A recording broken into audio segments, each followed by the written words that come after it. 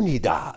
Por fin pude ir a ver Cumbres Cochambrosas. Y santa madre de Dios, de verdad que no entiendo qué intentaron hacer con esta película. ¡Qué desastre! 2 horas de mi vida que nunca voy a recuperar. Ya algo olía a rancio desde que los actores protagónicos trataron de convencernos a todos nosotros de que había fuego entre ellos, un fuego prohibido. De hecho, en las fotos para la revista Vogue que dicen pura obsesión, Margot está semidesnuda. Incluso hay unas donde tiene un vestido transparente. ¿Qué no se supone que Margot Robbie está casada y tiene un hijo?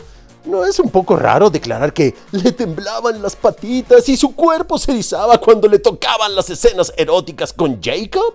Unas declaraciones así podrían entenderse como una falta de respeto a su esposo y a su matrimonio, pero resulta que tanto ella como su esposo son los productores de esta cochinada. Entonces está bien, todo sea por el dinero. Vendamos nuestra dignidad por un poquito de dinero. Sí, soy una señora casada, con hijos, pero... ¡Ay, papi, qué chulo estás! ¡Qué rico! ¿Cómo me iba a perder la oportunidad de saborearme este...? ¡Ay, ay, bromi! ¡Ay! Marketing y promoción todo estúpido solamente para engañar a la gente porque... ¡Ay, tenemos esta chispa prohibida! ¡Por favor! Me parece que si necesitas hacer este tipo de trucos publicitarios o de este tipo de estupideces, es porque no confías en tu propia película. Si declaras este tipo de babosadas y con este tipo de cosas tienes que llamar la atención, es porque no confías en tu historia. ¿Y cómo vas a confiar en tu historia si convirtieron una novela clásica de la literatura en Bridgerton? Y para hacerla más provocativa y choqueante, la mezclaron con un poco de 50 sombras de Grey y 365 días. Oh, sí, papi. Como no tenemos regaderas, mójate con la lluvia. Oh, sí, qué sexy. Ay, por Dios. Esta película es el perfecto ejemplo de la asquerosidad que es Hollywood.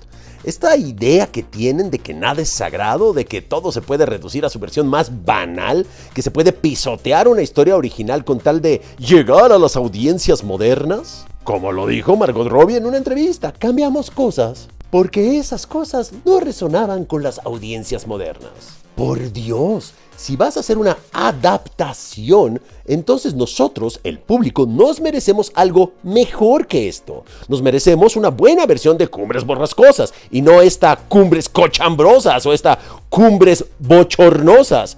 Y lo más triste de todo esto es que la directora ha intentado protegerse ante las críticas poniendo el título entre comillas. No, pues wow. Como diciendo, como lo puse entre comillas, pues eso no significa que voy a ser fiel al material. Esto es mi versión. Hinche pretexto barato. Para eso, invéntate una historia y di...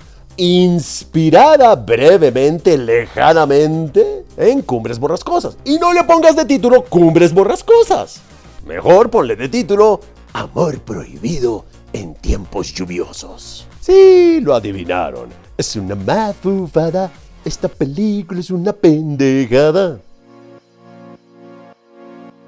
Y miren, yo entiendo que haya gente que dice que una adaptación no tiene que ser fiel a la novela. Y en parte puedo estar de acuerdo. Por ejemplo, Romeo y Julieta de Baz Luhrmann, pues no es una adaptación fiel. En vez de espadas tienen pistolas y en vez de carruajes hay coches. Pero la esencia de Shakespeare, la esencia de todo está ahí. En cambio, en esta versión de Cumbres Horrorosas, la mitad del libro quedó afuera. Incluso personajes importantes como el hermano, quien lleva a nuestro protagonista a convertirse en un monstruo despiadado, no está en esta historia. Esto es una telenovela de Televisa y no de las buenas. Es la versión de Temu, la versión pirata. Y yo me pregunto, si se supone que a estas personas les encantaba y les gustaba mucho el libro, ¿por qué lo cambiaron todo? Si te gusta algo, pues no lo cambias, lo respetas. Si te encantan las hamburguesas de McDonald's, entonces compras la franquicia y las haces igualitas. No haces mi propia versión. Para eso, pues haces tus propias hamburguesas y no las llamas McDonald's. Así que sí, entiendo que puede no importarte la exactitud histórica. Entiendo que pues quieras modernizar la música. Y también entiendo que creas que convertir esto en euforia pues va a llamar la atención de los chavos.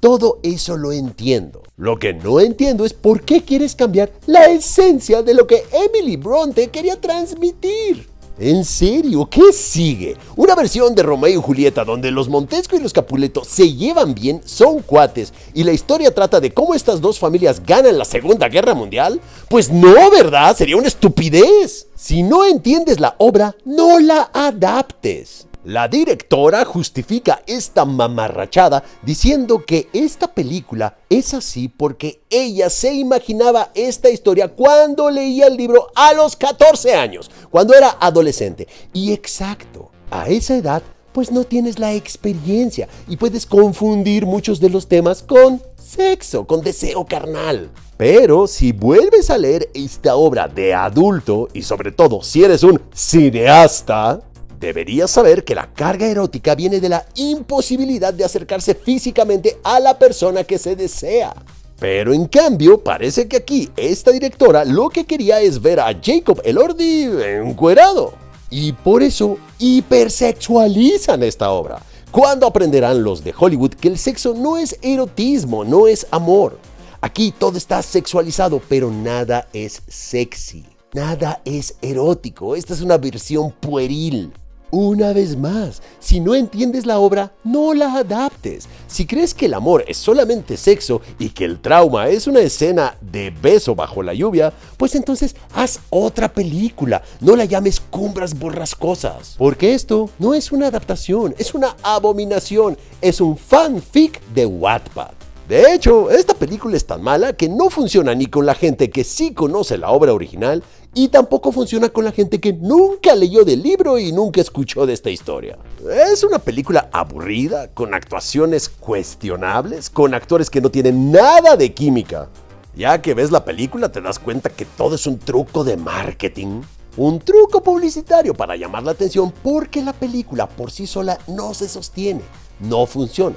Aunque sí, hay cosas que sí se pueden rescatar. Por ejemplo, la producción está muy bien. Los vestuarios, aunque no están acordes a la época, sí están bonitos, sí lucen. La música, aunque después sí se vuelve un poco molesta, en general la verdad es que sí funciona. Y la cinematografía, con unas ideas copiadas de lo que el viento se llevó, también funciona. Esas cosas están bien, esas cosas funcionan. Pero en cuanto a la historia, la directora masacró una obra maestra y hacer una porno ligera para señoras calientes que sueñan con los pectorales de Jacob Elordi. La directora, en un alarde de ego de "yo puedo hacer lo que quiera", ha decidido que la compleja y oscura estructura de Cumbres Borrascosas le estorbaba. Así que ha cogido la primera mitad del libro y ha tirado el resto a la basura.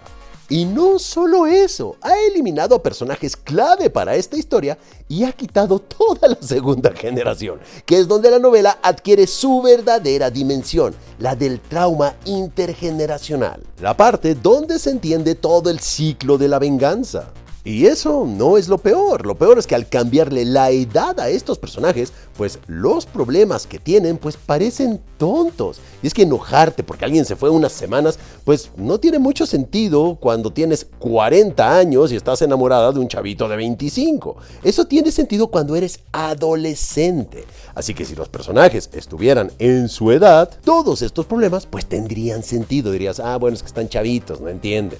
Pero aquí estos problemas se vuelven insoportables porque es ridículo que una señora de esta edad pues se preocupe por estas cosas. Y a esto hay que sumarle que la película se salta todos los elementos que hacen fascinante la novela de Bronte. La venganza, la crítica hacia la clase social, la violencia doméstica, la construcción de la identidad, la salud mental y la resistencia del espíritu humano ante la adversidad. En cambio, aquí convierten todo en una mafufada. Esta película es una pendejada. Pero comunidad, me encantaría saber qué piensan ustedes sobre esta película, si es que ya la vieron, y sobre todo me encantaría saber qué calificación le pondrían. Como siempre les digo, esto es importante para que las personas de la comunidad que todavía no hayan visto esta película se atrevan a verla o no gracias a sus comentarios y su calificación y no se queden solamente con mi opinión. Yo la verdad es que creo que esta directora, Esmeraldita Fennell, más que contar historias interesantes o hacer películas entretenidas, a ella lo que le gusta es provocar, es choquear a la audiencia, ser transgresora. Cosa que le ha funcionado en otras ocasiones. Le funcionó con la película de Saltburn y también con Promising Young Woman.